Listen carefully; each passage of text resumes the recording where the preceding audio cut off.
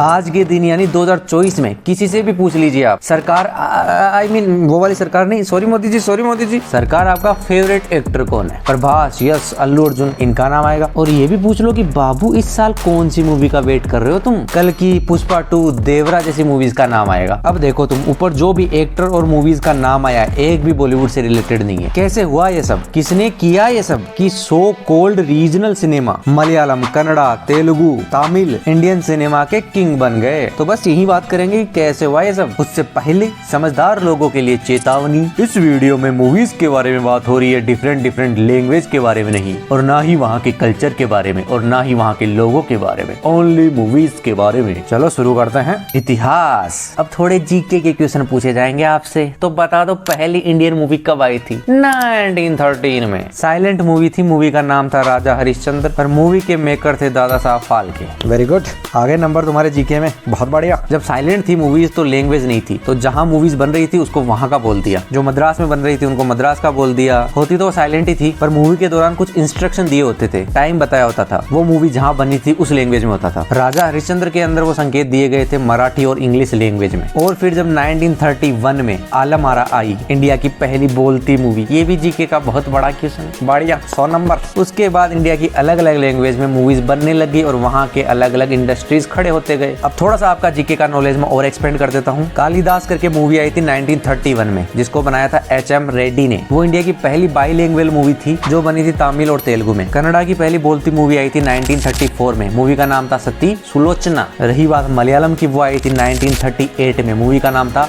बालन। 1940 तक इंडिया के different language में मूवीज बनने लगी, पर हिंदी स्पीकिंग ऑडियंस ज्यादा होने से बॉलीवुड को ज्यादा एक्सपोजर मिला, जिससे बॉलीवुड ने हमेशा एक तरफा राज किया इंडियन सिनेमा पर, और विदेशियों के लिए हमेशा इंडियन मूवीज मतलब बॉलीवुड। 1957 से आज तक इंडिया ने ऑलमोस्ट 56 मूवीज ऑस्कर में भेजी है, जिनमें से मात्र 3 मूवीज नॉमिनेट हुई है। मदर इंडिया 1957 में, सलाम बॉम्बे 1988 में, लगान 2001 में। तीनों मूवीज है हिंदी की, पर पिछले 4 साल की मूवीज जो ऑस्कर में गई है, 2018 Last Film Show, Pebbles, Jallikattu, इन चारों में एक भी हिंदी मूवी नहीं है। Last Film Show Gujarati movie है, पेबल्स तमिल है, और बाकी की 2 है आपकी मलयालम। लास्ट हिंदी मूवी जो ऑस्कर में गई थी वो आपकी थी गली बॉय। गली बॉय से स्टार्ट होता है आपका अगला मुद्दा, रीमेक। बोलने को गली बॉय को ट्रू इवेंट्स पर आधारित मूवी का नाम दिया गया, पर मूवी की जो पूरी रूपरेखा थी ना, 2002 की एमएनएम की मूवी 8 माइल से बनाई गई थी। मतलब बॉलीवुड की जो लास्ट बेस्ट मूवी जो ऑस्कर में गई थी, गली बॉय, वो भी इधर उधर से उठाकर चेपी गई थी। ऐसे में इंडियन सिनेमा पर जो उनका राज चल रहा था इतने दिन से, उस पे धीरे धीरे काले बादल आने लग गए। फिर तो धीरे धीरे लंका लगती गई। सबसे बड़ा कारण बना 100 करोड़, 200 करोड़, 500 करोड़, 1000 करोड़ के क्लब की तरफ भागना। इससे ओरिजिनल आइडिया पर तो रोक लगती है, एक फॉर्मूला बना दिया जाता है, उसी पर मूवी बनेगी। बिग एक्टर,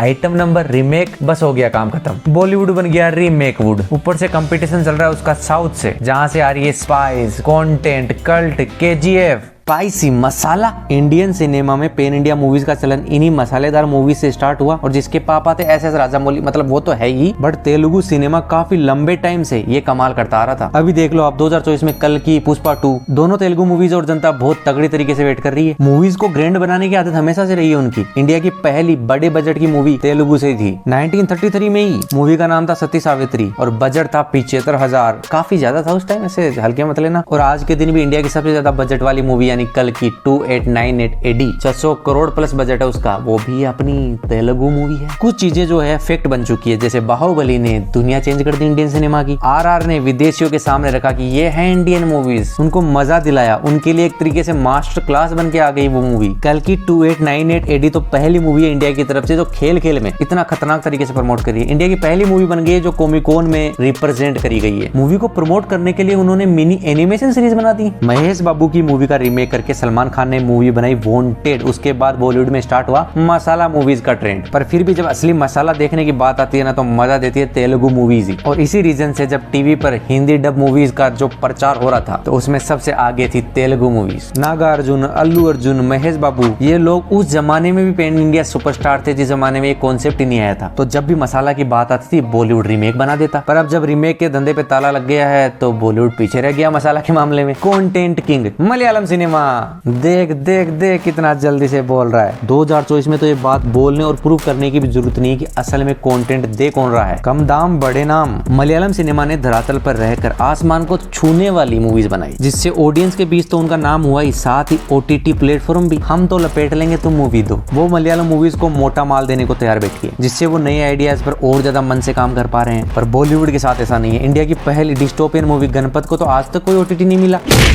क्या क्या क्या, अरे अरे मार क्यों रहे हो, तो मार क्यों रहे हो? पहली डिस्टोपियन मूवी है यार, सपोर्ट तो करना ही पड़ेगा। क्या बात कर रहे हो यार, बॉलीवुड भी कंटेंट ड्रिवन मूवीज बना रहा है। चमकीला नेटफ्लिक्स की मूवी है। क्या मतलब, वो थिएटर में आती तो फ्लॉप हो जाती?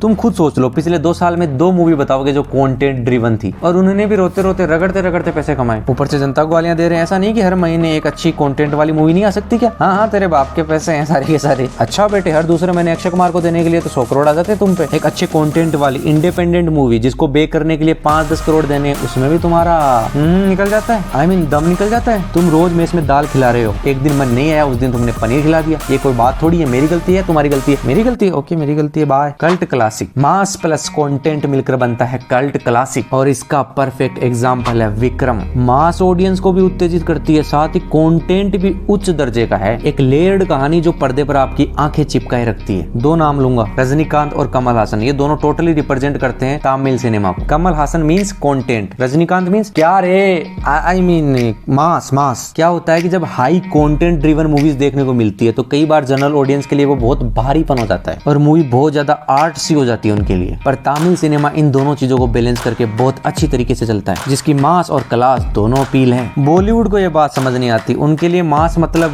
200-300 करोड़ की मूवी और कंटेंट मतलब स्मॉल बजट की मूवी। मास और कंटेंट के बीच फंस कर रह जाते हैं। मूवी बनाते हैं पठान, बढ़िया, वेल डन। पठान के बारे में कैसे बोल रहा है, 1000 करोड़ कमाए? हाँ सच्ची, हाँ मम्मी कसम। एक छोटा सा काम करो, थोड़ा सा वीडियो को पीछे लेके देखो कि जो अपन बात कर रहे हैं उस टॉपिक का टाइटल क्या है। कल्ट क्लासिक ऐसी मूवी जो लंबे समय तक आपके साथ रहे, मतलब 5 साल बाद, 6 महीने बाद, 1000 साल बाद देखो उतना ही मजा। पर पठान 6 महीने बाद हाई प्रोडक्शन वैल्यू के साथ साथ सांस्कृतिक ऑथेंटिसिटी भी लेकर आया कन्नड़ा सिनेमा। KGF तो गेम चेंजर रही हर मायने में। वो बात लगे कि कांतारा उनके लिए भी सरप्राइज थी। एक तरफ अकेला बॉलीवुड, दूसरी तरफ से 4 बड़ी लैंग्वेज साउथ से आ रही है, तो बॉलीवुड की लेनी तो होगी ही। RR, बाहुबली, KGF, पुष्पा, कांतारा का भूत उतरा कि नहीं उतरा, इतने में मंजूमल बॉयज, आवेशम तक आ गई, फिर नया भूत चढ़ गया। अब साउथ मूवीज ने बॉलीवुड को इंडिया के सिनेमा का जो तख्त था उसके नीचे गिरा दिया। तो क्या रीजन रहा है? वो एक साथ 4 लोग आ रहे हैं अकेला?